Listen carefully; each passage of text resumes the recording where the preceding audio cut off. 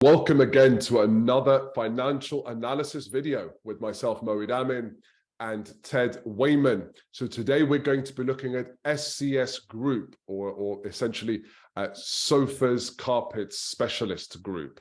Now, the goal for this show is to help you build your business acumen. And we help you do that by understanding the language of business, which is finances. So we do that by analyzing the financial statements of famous, well-known companies, most of which are requests from you, the viewer. And I'll talk a bit later on around how you can make your request as well. So quick note about SCS Group so that you have some context before we dive into the finances. So essentially, they provide furniture and flooring products, and they do that through their 98 stores, or what they call showrooms, and they have about 1,800 employees right now. So this company was a request from one of our viewers, and they provided us with some information, a bit of context there, and we're going to cover that context in our analysis as well. So Alexandru, thank you for your request. And here is your video. We'd love to hear your thoughts from our analysis. What I'm going to talk about this share price as well, because stick around, we're going to talk a bit about that share price in more detail in context with what we've observed around the financial statement.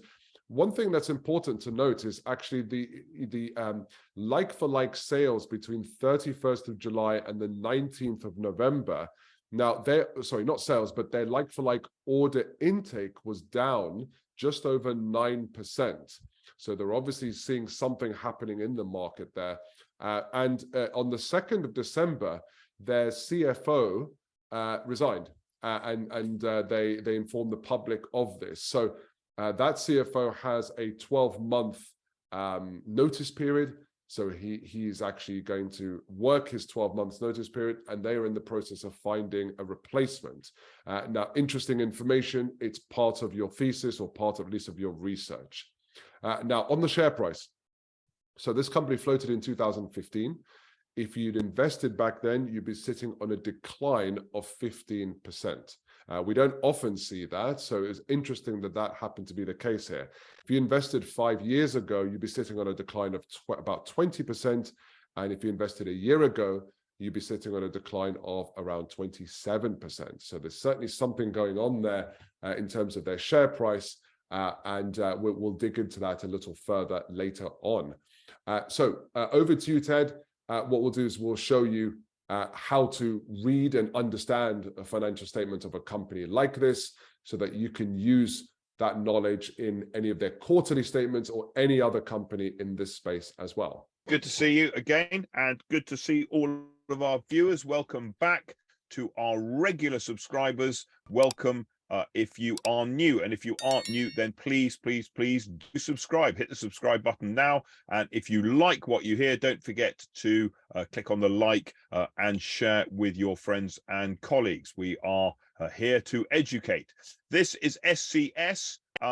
This is their annual report and accounts. You can find this on their website. It's very easy to find. Lots of information, tells you all about the business, who they are, who runs it, what their strategy is, what they've been up to, how they've been performing over the last year or so, etc., etc., etc. And you can read through this at your leisure if you so wish. So if you're, for example, selling to this company, this is a really good document so that you can kind of show that you understand the business and some of their pinch points and pain points better than the people who you are competing against, i.e. your competitors. So here we go. We're going to go all the way down to, so you'll notice we're on about page 111 of 142 in this document, and we finally get through to the statement of comprehensive income, which is the income statement. Let's have a look at this now. Quite interesting here. The first thing we've got is there's quite an interesting distinction here going on between these two lines. Now, you don't often see this. It talks about gross sales and then revenue. And I have to admit, I kind of scratched my head and I thought, I've never seen that before. I wonder what, if you're in the insurance company, you get a similar type of thing, but this is not an insurance company. So for a kind of a company like this was a kind of a slightly bizarre one. And gross sales, so the difference between gross sales and revenue, I think it's actually just worth looking at this, because this gives a kind of an insight into their business model. So we're just going to have a quick look at note number 3. And here is note number 3. We've got all the account. Yeah, here we go. So note number 3, it's on the right hand side of your screen. So we're looking at this bit over here. We can see we've got the sale of goods. And then, so when they sell you a carpet, they sell you a warranty to kind of, so that the carpet does what it is meant to do, which is stay on the floor. And I don't know why you'd have warranty on a carpet, but anyway, they're selling warranties on carpets. Sofas, I guess maybe they sell a warranty on a sofa so that if your fat uncle comes and sits on it, they'll replace it when it breaks. And so there's your gross sales, which they are, that's their kind of their top line. And then they've got the cost of interest-free credit. So what this suggests to me is that, there's a financing, they're obviously selling sofas on finance and carpets on finance, and they're selling it to you interest-free, but they are paying the interest to the finance company. So they're not putting that through as a cost, and I think I've got that right. If I've got it wrong, and this business, or you work for this business, and you'd like to correct me, then please do leave a comment in the comment section. Obviously be polite. We're very polite to everyone on this channel, but do leave a comment if I've got it wrong. But it looks to me like this is the cost to the company of the credit that they are providing. So they pick up the interest when they lend you the money to buy their product. Don't worry, they're not doing it out of the kindness of their heart. They're making money elsewhere, as we will see. So that was quite an interesting so the first one. Anyway, so I'm gonna talk about this line here as their revenue figure, because everything's kind of based off there. So revenue 331, and we're in thousands, so it's 331 million pounds, up from 305, so that's a 9% increase year on year.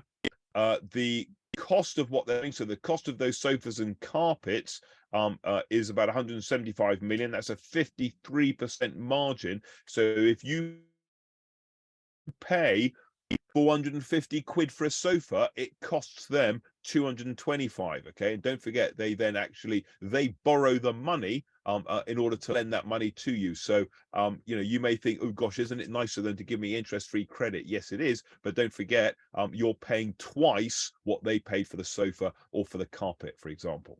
So that gives them a gross profit 156 million pounds. They've got distribution costs, so that's all our friends in vans driving around and delivering sofas, etc., etc. And then and by the way, distribution, that's distribution to you, the customer, not shipment in. So that distribution cost is being shipped to you, and then the admin cost, that's rent, rate, light, heat, HR, finance, facilities, technology, and all the rest of the kind of the overheads you get running a business like this, gives them an operating profit of just over 20 million pounds. It's about a 6% margin this year, a little bit down on last year, which was a 9% operating margin. Okay, so yeah, they're selling you a sofa for twice what they paid for it, but the reason they're having to do that is that they're carrying quite a lot of admin fees. So there's quite a lot of costs involved in actually running a business like this. A little bit of finance costs, suggesting maybe there's a little bit of debt. Now, you remember the comment said there's no debt. So if there's no debt, why is there finance costs? Well, maybe if there's no debt, then this will be the cost of the right of use asset. So often we'll have a photocopier. We either buy a photocopier or we buy a photocopier on hire purchase. If we buy it on hire purchase, there's an implied rate of interest in there, and that's what those finance costs are. We'll see that. We'll confirm that when we look at the balance sheet. And then we've also got a bit of tax down here, which is good to see that they're paying their tax to the HMRC, because Rishi Sunak needs every penny he can get, leaving them with a profit of about 30.5 million. That's a 4% net margin, or bottom line margin, down from 19 million in the previous year, which was a 6%. So their profit is down, their margin is down. So while top line is going up, their margin is going down. And a lot of that is down to things like really, I think it's driven through this one here. There's a big increase in their administrative expenses. Okay, so that's kind of that's a kind of a question mark as to why that's jumping up so much. So there we go. So but they are profitable. It's not massive margin, but they are profitable. Let's go and look at their balance sheet and see the kind of the balance sheet strength, so to speak. So here we can see their non-current assets. So the top is the non-current. This is the stuff they need to run the business. And as I guessed, there's the right of use assets. So right of use assets and the property, plant and equipment.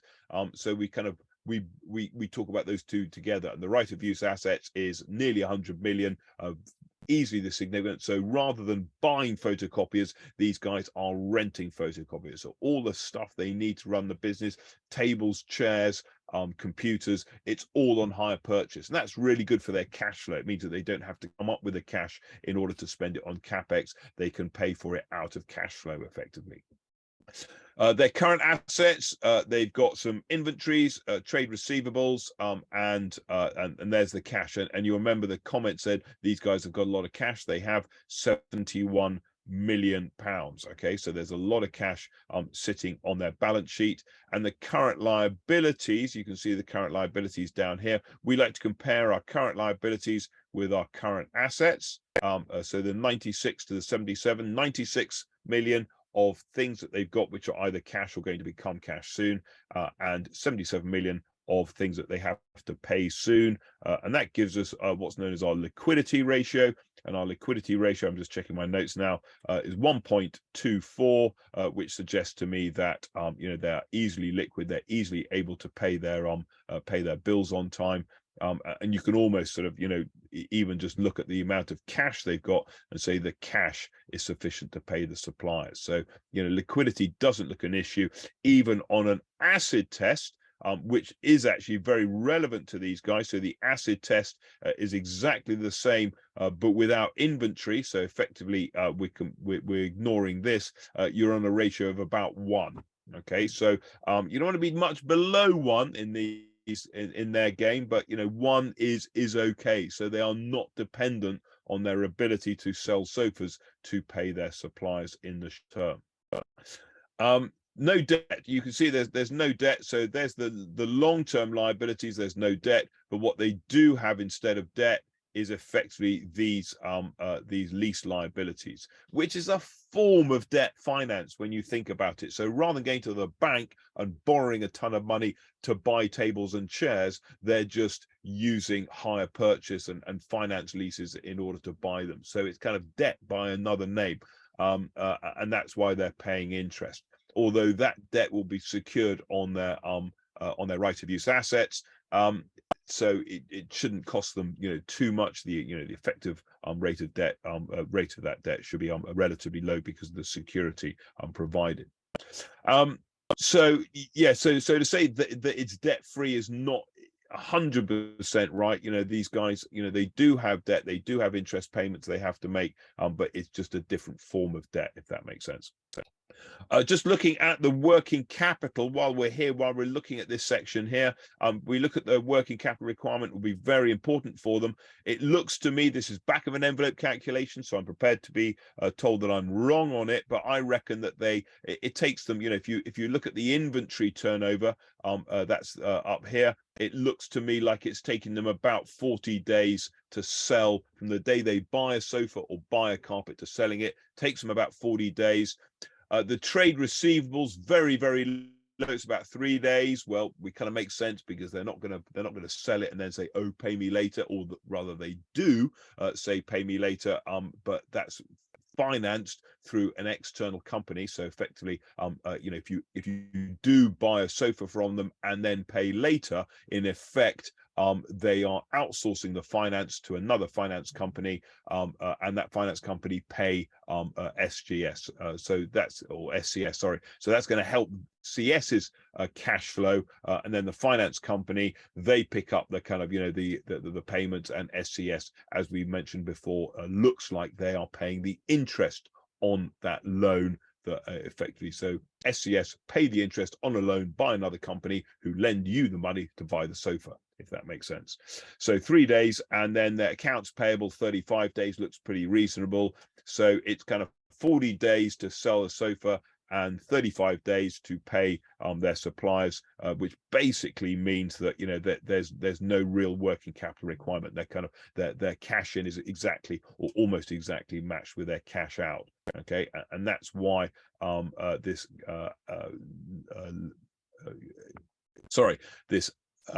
quick ratio acid test of about 1 looks okay.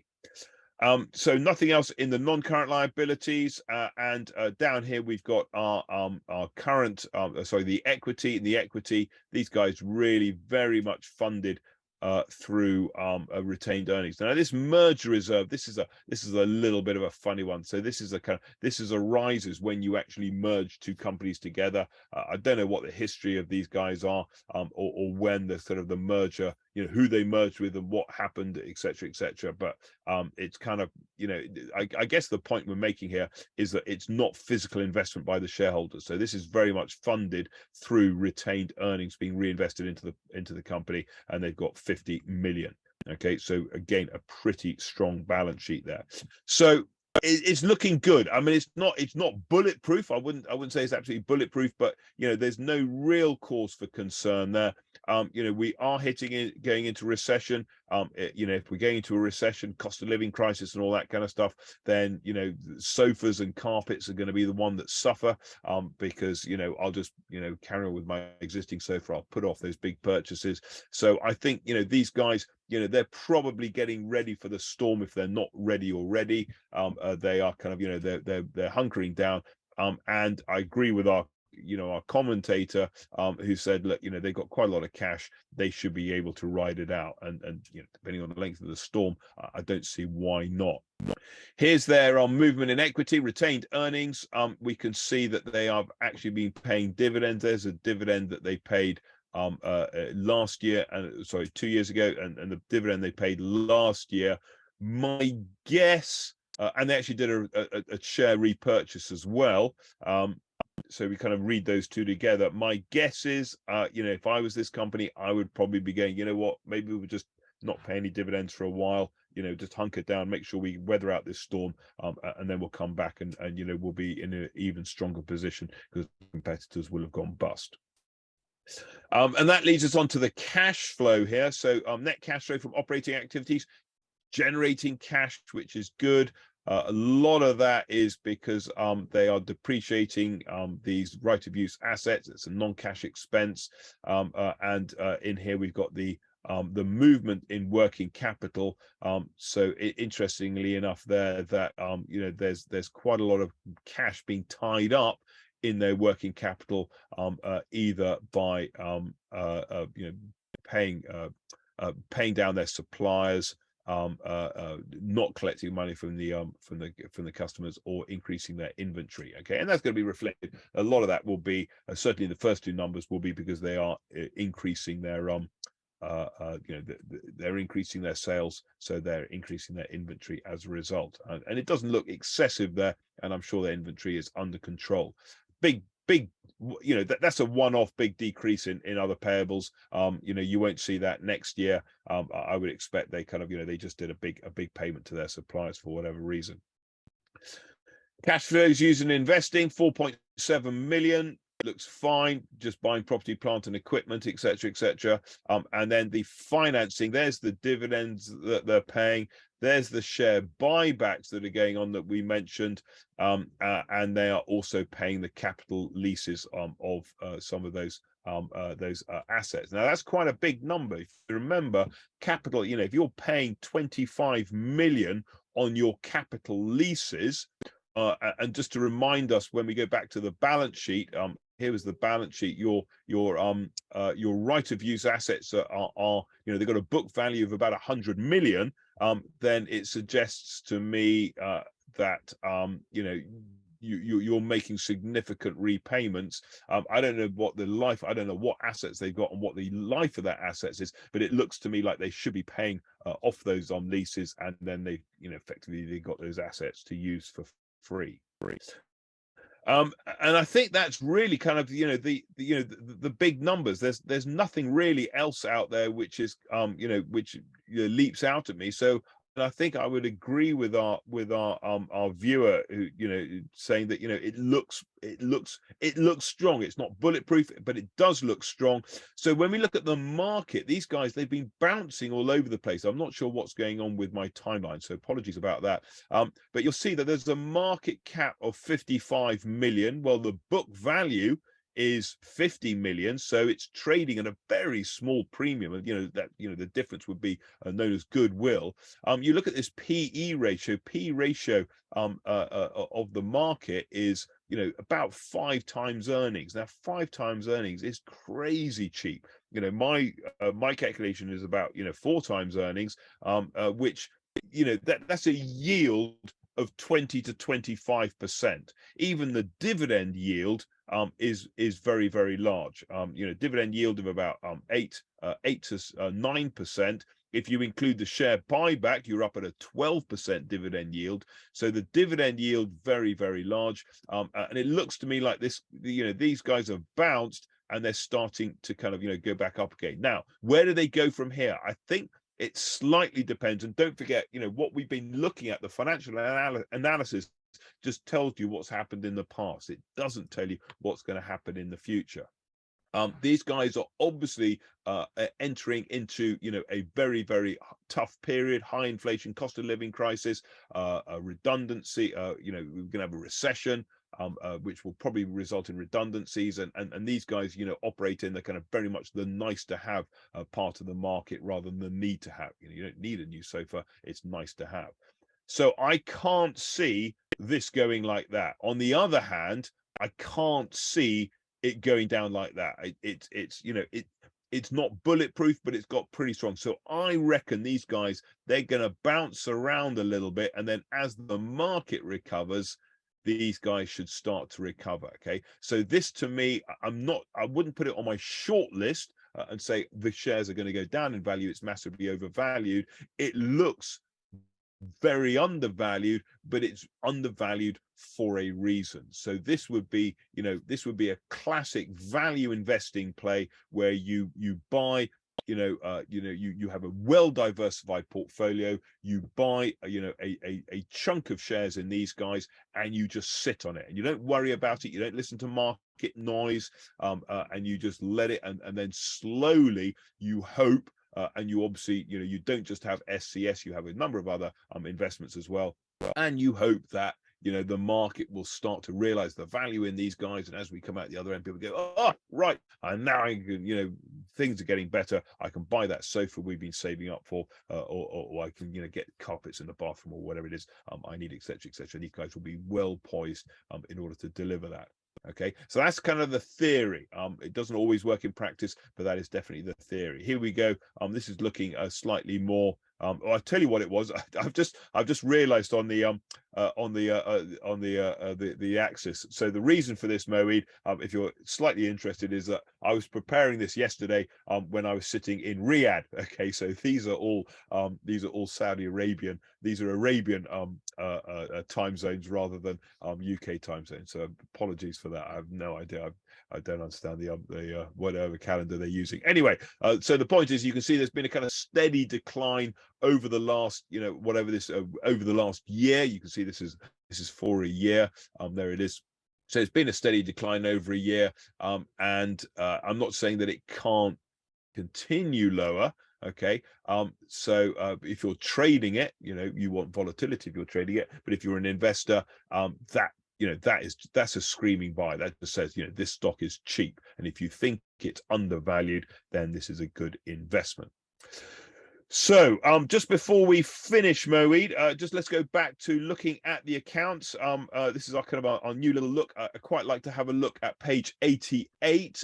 In 88, we'll see the remuneration of the board. So we get the remuneration of the board. Here it is, and we can see Steve Carson, who is the CEO, and he is paid about 710.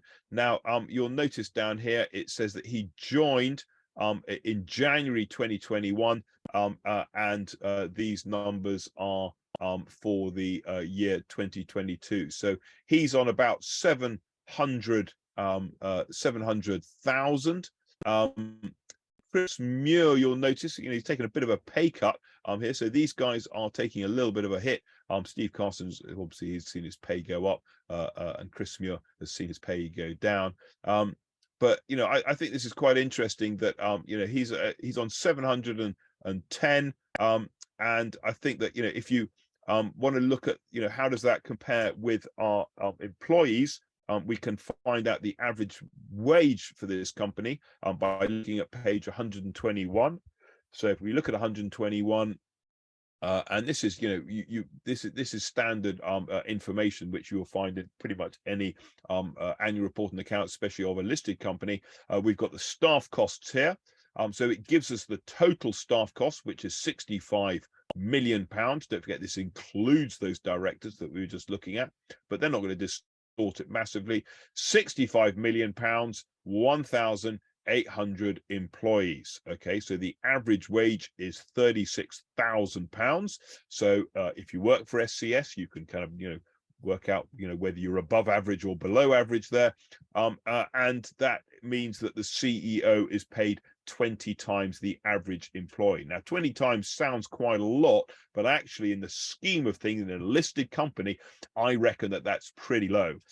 We've seen CEOs who are paid 300 times the average salary, which I think is getting into sort of stupid, rather sort of taking the mickey territory. So 20 times average salary does not appear unreasonable, and I think that that kind of is maybe reflected in the in the culture of the organization. So I'm looking pretty good, Moeed. There's my analysis for you. I hope you found that useful and interesting.